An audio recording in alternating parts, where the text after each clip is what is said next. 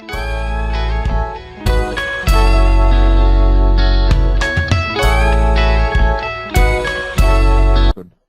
Okay. Yes. See, basically this is the APO architecture we have. Okay. Yes. And in the right side you can see your OLTP system. Okay, that is online transaction processing system. And on the left side you have OLAP system. Yes. Okay, that is the online application processing system, also known as business intelligence tool.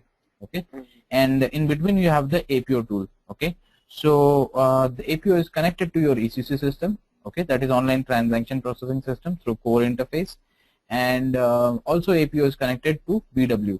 Okay, so BW or BI. So BW tool will pull in data from APO as well as your ECC system to do the reporting purpose. Okay. Now let us go into the modules that we have in APO. We have modules like demand planning. That is the first module where we do the forecasting. Then once the forecasting is done, we do a supply network planning. What exactly we do in supply network planning? We try to find the best plant that can produce your goods. Okay. And then we go to a further detail level where we do production planning and detailed scheduling.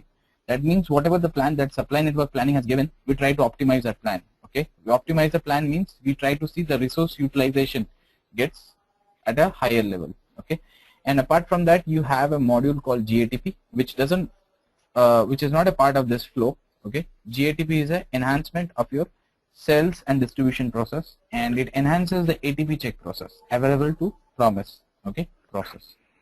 So these are the 4 modules that you have in APO, and learning one module, just teaching one module takes around at least 30 days to 45 days. Okay, that depends upon understanding of the person, but it takes at least 30 to 45 days. Okay. Now going to the module demand planning module. Okay, demand planning module is ideally a forecasting module. So what it does is that it gives the future sales figure. So the sales orders have not come, but probable sales, so it tries to give you what quantities of sales order you might get in future. Okay, so that you can pre-plan your production. Okay, apart from that, what does demand planning consist of? It has got life cycle planning, which is used to model your new products because you don't have any sales pattern. Okay, so using life cycle planning, what you do is that in case you are introducing a new product, you model the sales history of any similar product to this product. Okay, and then you do the forecasting. This is one of the feature of demand planning. Then you have promotion planning, which you actually, what you do is that you we do promotions like TV advertisements and then newspaper ads, different promotions. So what does this promotion do is that it increases your demand. Okay, so you can map your this kind of promotions in the demand planning, so that it gives you more better forecast results. Okay, then there are advanced features like collaborative planning is there. Then there is seasonal planning. Apart from that, you have all different forecasting techniques and error techniques in DP. This is very rough cut overview of DP. Okay, so what are the things we are going to see in DP? The first thing is that info cube creation, which you have in BW. It's an info cube creation, and then we're going to extract the data from ECC to BW. Okay, what data we will extract? We will extract the sales history. Okay, because we are going to do the forecasting based on the sales history. So the first part of BW would be extracting the data from ECC to your APO cube, so that we have the sales history in APO. Okay. Second part is what we are going to do is that we are going to create characteristics value combination, that is a master data of your demand planning. Third, we go for the creation of planning books. Okay, because in DP I can show you. I'm right here. Okay, in the APO. How many three? There are 3 engines, right? Heuristic, CTM. No, see, the point is that I've still not gone into heuristics. Okay, I'm still in the demand planning segment where I'm telling what are the concepts that will be part of demand planning. Okay. Okay. And after that, I'll move to SNP where we will see what are the engines in SNP. Okay. So basically, I just wanted to show you is that this is the APO screen that you see here, and here somewhere you have this demand planning. Okay, and inside this planning you have interactive demand planning. Yeah. Yeah, I know. Yes. Okay. So this is the planning book. Okay. Okay. This is how the planning book looks like. Okay. So we are going to see how do we create planning books. Okay. And after creating planning book, we are going to execute the various what do you call forecasting algorithms. That is univariate, MLR, and composite. Plus, it has got different kind of forecasting technique. Okay. After that, we will do promotion planning, life cycle planning, and then once the forecast is ready, we'll be seeing the error techniques. Okay. Finally, when the forecast result is ready, we'll be releasing the forecast from demand planning to SNP for supply network planning. Apart from that, we will be seeing how do we schedule jobs in demand planning, what are process chains. So what are process chain? Basically, what happens is you have sequence of jobs. Okay. So you schedule them in certain pattern. Okay. So you can schedule them in certain pattern using process chains. Okay. Go to that. So here, this is just an example of a process chain. I'm not sure who has created this, but so this is a process chain. This is the first job. This is the second job. This is the third job. So there can be multiple levels of jobs. Okay, that needs to run one after another. And if there is any failure in certain step, what needs to be done at the next step? Should it be run? Should it be skipped? Or should some mail be sent? So this thing, because you have how you have to load this data. See, this is just somebody has created a specific process chain. I'm not sure what he's trying to do that.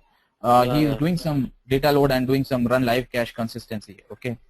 So there are different process chain which people have created. Okay. I'll show you 1 second. See, this is a different kind of process chain which they have done.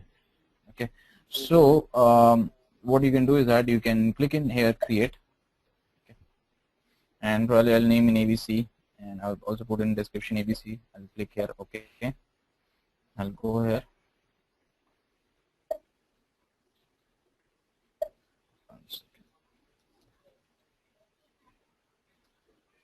So process chain is nothing but a sequence of background jobs. Okay.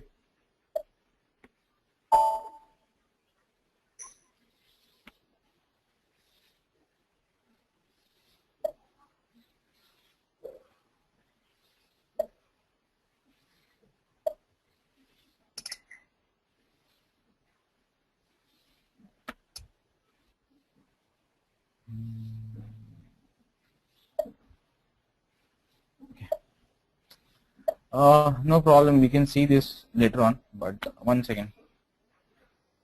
I just wanted to show you some standard process chain. What the system was showing is that somebody has created those, but there's some problem with one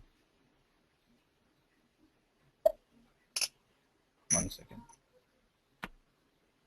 So this package and all these things are related to your transport. In case you have a multi-layer layers where you have a like development system, quality system, and readiness system, you need to update a package. Okay, so I'm not sure what package I need to use in, so I'll have to skip in. Let me see if I can show you without saving this. Okay. Oh, where is it? 1 second.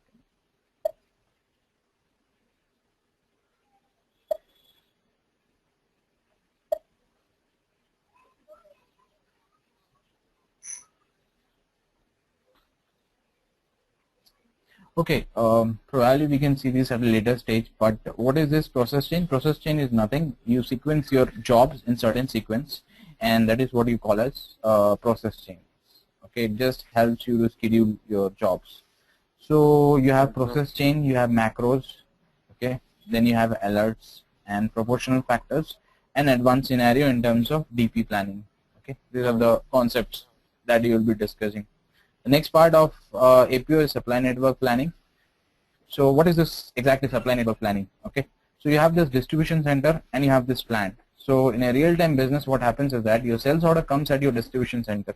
Okay, but the distribution center is not going to manufacture your goods. Okay, so the goods are going to be manufactured at your plants. So your sales order comes at the distribution center, and then distribution center sends your demand to the plant. Okay.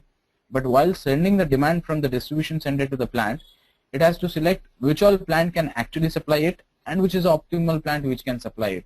Okay, so that is a part of SNP, supply network planning, where what we do is that we connect all our distribution center to valid plants. Okay, and we update various rules. Okay, so that the best plant can be selected.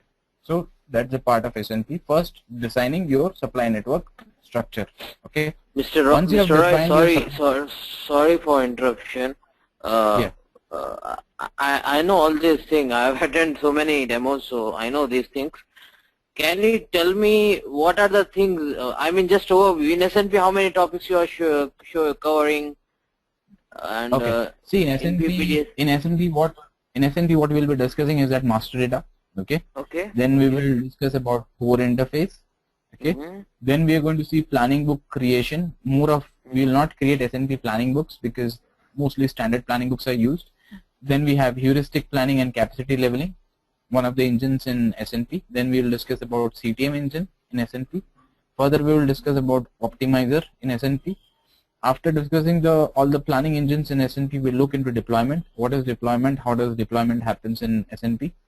Further, we'll look into transport load builder, safety stock planning, process chain, macros and alert, a brief overview on VMI scenario, storage location modeling, and few advanced scenarios. Okay. And in terms of PPDS, again, we'll have master data, then core interface, then the basic configuration that you have in PPDS are called the strategy profiles, global settings, and planning procedures. Next, we'll look into heuristic. PPDS has around 30 to 35 heuristics. Okay, so these are like small production planning algorithms. Okay, so we're going to discuss about specific around 5 to 10 PPDS heuristic.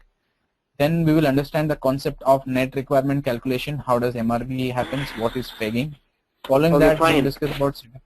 Okay, fine. That nice, sounds good. So, when you are going to, I mean, you told me that the one batch is going on now, right? Right now. Right. Okay. So that's an SNP batch. That's a supply network planning batch that's going on. Okay. So how many persons are there in that batch? There are 2 more guys in that batch. 1 girl and 1 guy. Okay, nice. Okay. So they are only for SNP, or they are taking all these things, SNP whole? No. One person is a DP background. He's already working in. He has a good knowledge. He has implemented DP, so he's not going for DP. So he'll be taking SNP and PPDS, and I have 1 girl who will be taking SNP and DP. So both have SNP in common. So we have started with SNP. SNP, DP, SNP, PPDS, right? Right. And SIF, what about SIF? Core interface you will teach, right? Right. Core interface is a part of PPDS and SNP. It will be covered in them. Yes. No, DP is not related to core interface. SNP, I'm sorry. SNP right. And PPDS, yes. Right. Correct. Okay. And